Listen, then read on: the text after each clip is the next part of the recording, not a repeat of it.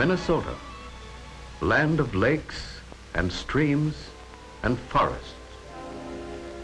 Headwaters of the Mississippi, the Red River, the St. Lawrence. Longfellow's inspiration, where the falls of Minnehaha flash and gleam among the oak trees. Sparkling waters beckoned our pioneers.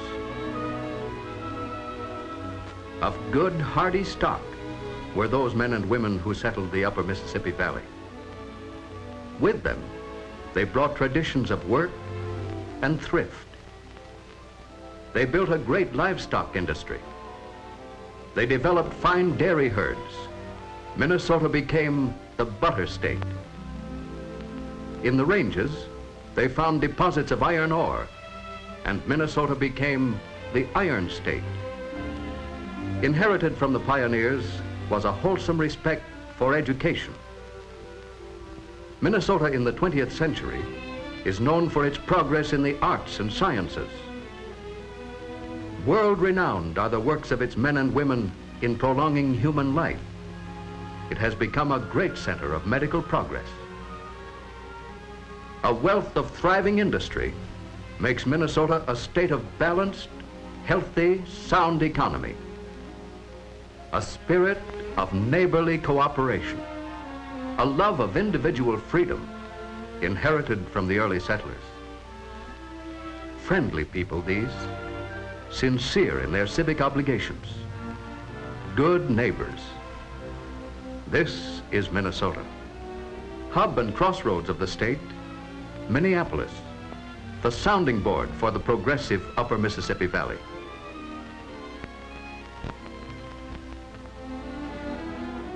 And the spokesmen for these good neighbors are their newspapers, the Minneapolis Star-Journal and the Morning and Sunday Tribune. A city within a city, neighbors working together, bringing all the news to all the people. To these men and women, freedom of the press is not only a privilege, it's an obligation. They have chosen one of their number to tell us about the making of the Star-Journal and Tribune. This is columnist Cedric Adams, good friend of all Minnesotans. Hello, neighbors. Here in this organization, we try to be good citizens, and we believe in supporting good leadership in our community. Our big job, of course, is to keep you readers informed. We'd like you to see just how this is done, from the time the news happens until the finished paper is delivered at your front door. To make up a newspaper staff, it takes a lot of specialists, and their work needs direction and correlation. It takes an experienced staff of editors to do this and to mold the results into the Minneapolis Star-Journal and Tribune. Any morning or evening, the city room presents a busy scene.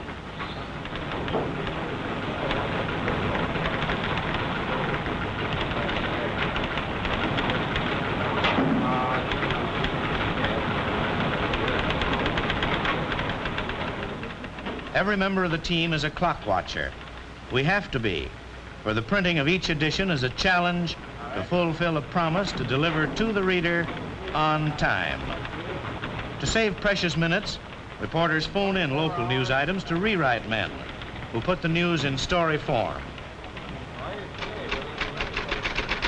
At the copy desk, all stories are checked for accuracy, and background material is added to make them more interesting to the reader.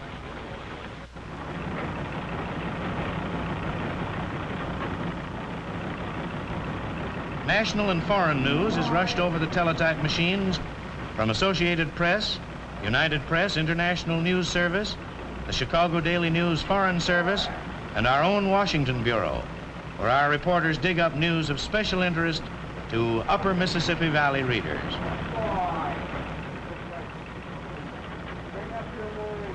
Our telegraph editor and a corps of assistants edit all the teletype material, just as the crew at the copy desk works up the local stories.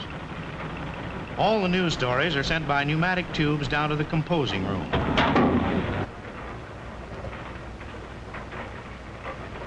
And that's a world of its own, where men and machines set the news into metal type. The skilled fingers of these typesetters are like those of a concert organist, but their music is a march of world events, cast in lines of metal. That's how a story gets into type. Now, how about pictures? They're an important part of good reporting of the news. Our own staff of photographers covers the local scenes, for pictures help to tell the story, and they make it more interesting. We also get many pictures from far corners of the world. Wire photo brings us action scenes which have just been taken several thousand miles away.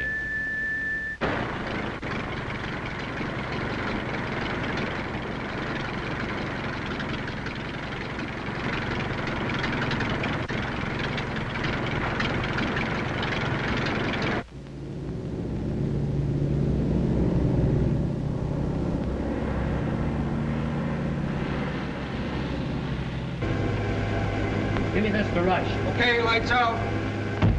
These pictures come over the telephone wires. A complete picture in 8 minutes. Wire photo is one of our modern miracles. So let's see how it works. Although it took years to perfect, the technique of sending pictures by wire is comparatively simple.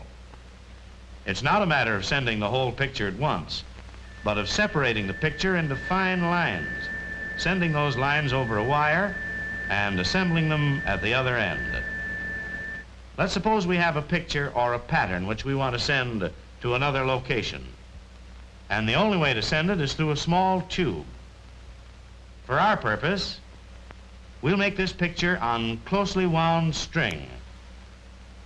Now, if we start at one end of the picture, taking it line by line, we can run the string through the tube and assemble it at the other end, line by line, until we again have the original pattern. That's exactly what we do in wired photo transmission. We've merely unwound the original by lines in terms of lights and shadows, and wound it up again on the negative, giving us a duplicate image of what happened to the stunt car and airplane at the valley. And here is the finished picture, just 8 minutes by wire, and ready for the picture editors. Some pictures must be retouched to make them print better. This is done in the art department. Other artists draw special maps to make the day's big news more graphic. The staff turns out all the artwork required on a metropolitan newspaper. But before a picture or drawing can be printed, it has to be etched on a metal plate. That's done in the engraving department by first photographing the picture through a screen. The screen breaks the picture into thousands of tiny dots. Each of these dot pictures is chemically transferred to a zinc plate. Then an acid eats away the zinc between the dots, leaving the dots to print the pictures. Looks simple, doesn't it? But fine quality engraving calls for real craftsmanship, and these Minnesota boys can deliver it.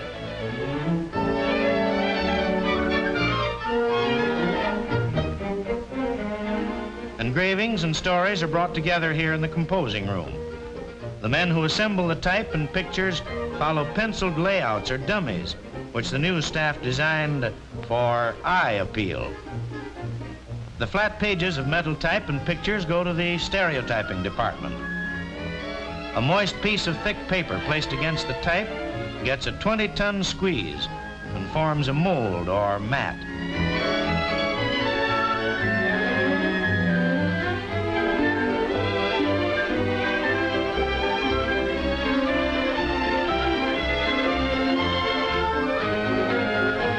The mat is an exact impression of the full newspaper page. It's used as a mold in casting a cylindrical metal stereotype.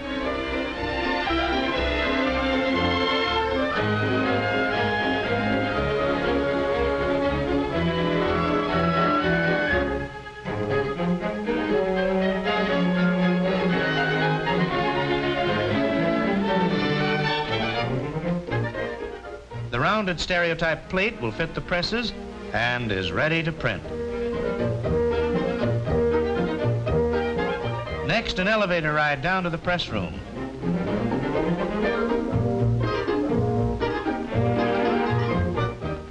an electric eye steers each plate to just the right one of 34 black and white presses.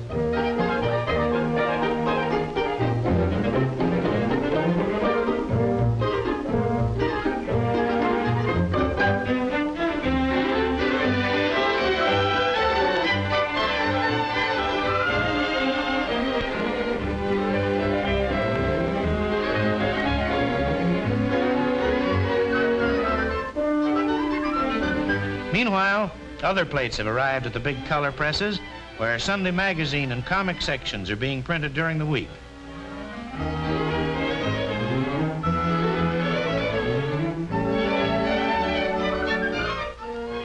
Back in the main press room, everything is made ready for the run of this edition. Ink, 8 tons, are used up every week in this plant. The clean white paper is waiting, great rolls of it. Waiting for the minute hand of the clock, the flick of a master switch, and away they roll at a speed capable of turning out many thousands of completed papers every hour.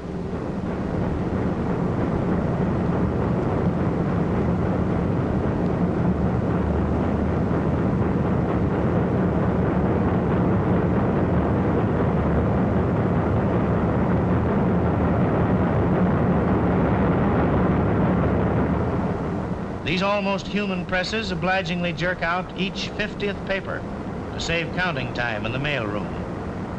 Time is precious here. A practiced glance tells the pressman that everything is okay. Conveyors rush the papers to the mailroom. Every second counts. Tying machine saves still more time. Endless belts hustle the bundles out to the loading platform. The news of the day from the home front, from all over the world, is on its way, often only a few minutes after the stories come in over the phone or the teletype. But the job isn't over, not until the last paper gets to its reader. Hundreds of mail carriers distribute newspapers to farm homes. And there are 5,000 carrier salesmen. Your own sons, perhaps, or your neighbor's boys. These young fellows are part of the newspaper organization, getting valuable business experience. This job teaches salesmanship, builds character, develops sound bodies by regular, healthful outdoor exercise. To encourage these young businessmen, the Minneapolis Star-Journal and Tribune awards 10 one-year tuition college scholarships to those who rank highest as students, good citizens, and industrious carrier salesmen. And the paper reaches its readers, who eagerly await the news of the world today. We've seen how this news gets into the paper. Now let's see some of the work of the men who get the news. Our own correspondents cover the battlefronts of the world. They follow the fleet and the air forces, the Army and the Marines, to send back first-hand news. News of our own Minnesota boys and the part they play in the big fight. Our correspondents roam the world. Columnist George Peterson made some 60 reports to our readers on the Alaska Military Highway. Along the whole route, he lived in camps and barracks, talked with generals and Eskimos, and got the first complete story of this famous highway. Editorial comments on city, state, national, and world affairs are written by men you've heard and other commentators of the Star-Journal and Tribune. We believe that a newspaper should express its own views courageously. And readers should have this same privilege. This is the American way. In everybody's ideas, you'll find letters from our neighbors that often disagree with editorial views. Honest opinions, openly expressed, help build sound decisions. Still other opinions. To help keep the citizens of the upper Mississippi Valley informed, we bring the viewpoints of these well-known columnists. The Gallup poll brings still more opinions, and the National Opinion Poll, the views of the American people. And then there's our own poll, which tells us what the people of the Northwest are thinking about local, state, and national affairs of special interest here. Politics? For a third of a century, Minnesota and national politics have been covered by another well-known neighbor, Mike Halloran. Mike believes in reporting fairly and completely all sides of controversial questions. He's proudest of the fact that not even his wife knows how he votes. At least that's what Mike thinks. Food producers and consumers, too, welcome the timely information prepared by E.W. Kiekeffer, our farm news writer. Victory gardeners ask thousands of questions. Garden editor George Luxton answers them. You've probably heard him speak at a garden meeting. When it comes to preparing food, Minnesota homemakers keep up on menus and rationing problems through Alice Bennett's column in the Morning Tribune. And here's another department. I meet our good neighbors in this corner every day. You know, it's your friendly help that has made this corner our corner. When there's a need for something, you've always opened your hearts. Remember the request from our boys in the South Pacific? They wanted old jewelry to swap to the natives for things they needed. You came through as usual in the good old Minnesota spirit with 5 tons of costume jewelry. In fact, you've always exceeded the goal when there was a need, no matter what it was. And I'm grateful for the opportunity of meeting with you every day. But let's get on with our story. Virginia Safford's column is written from first-hand experience. Sports, games, something new to eat, something new to try. She keeps the reader's interest at a peak. Speaking of something new to try, there are other pages of the newspaper full of ideas. A dress shop announces something new and attractive. Buyer and seller meet through the pages of the newspaper, and both are pleased.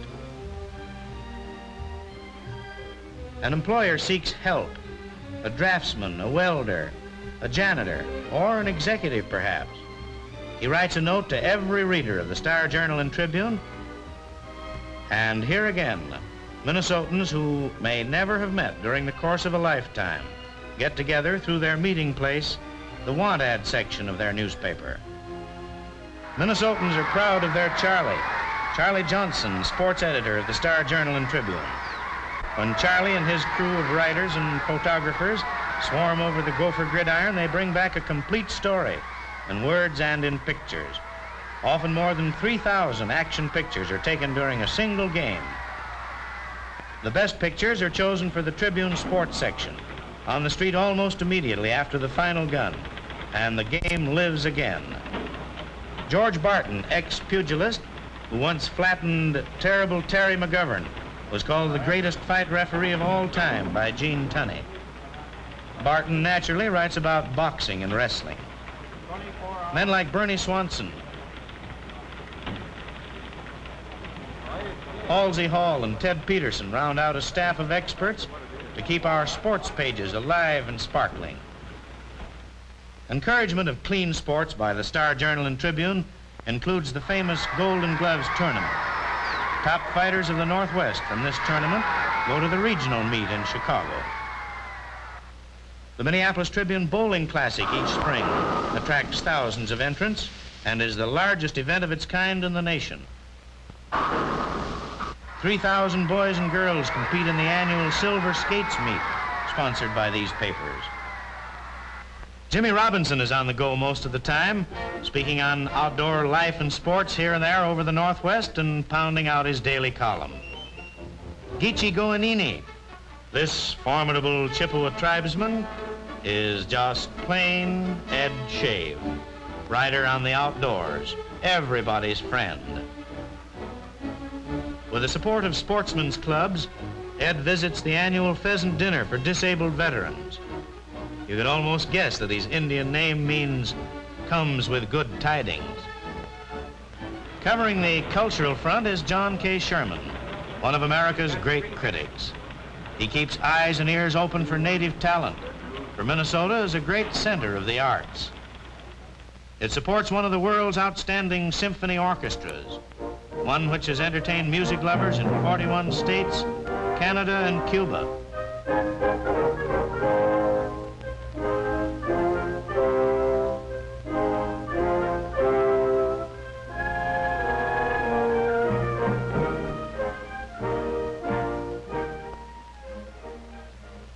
Leadership needs support. So, as good neighbors, we endeavor to support good leadership. and to assume our share of responsibility. This is discussed at weekly meetings of our supervisory staff. Out of such meetings came the decisions to help the scrap salvage campaigns, victory gardens, clean plate clubs, bond drives, scholarship awards, and many other projects. We hope you've enjoyed this little visit behind the pages. To make a newspaper takes more than just the ability to write and print. It calls for good, honest principles. We constantly strive to edit these newspapers so they'll be worthy, everyday visitors in hundreds of thousands of homes. We think that the purpose of a newspaper is to present all of the news quickly and accurately, to give you the views of the best-known commentators and also the opinions of our neighbors. Like attorneys in a court of law, we lay all the evidence before you. It's up to you, the reader, however, to make final decisions. You are the jury. On your information and knowledge, on your thinking, on your carefully considered decisions, depend the progress of our community and of our nation.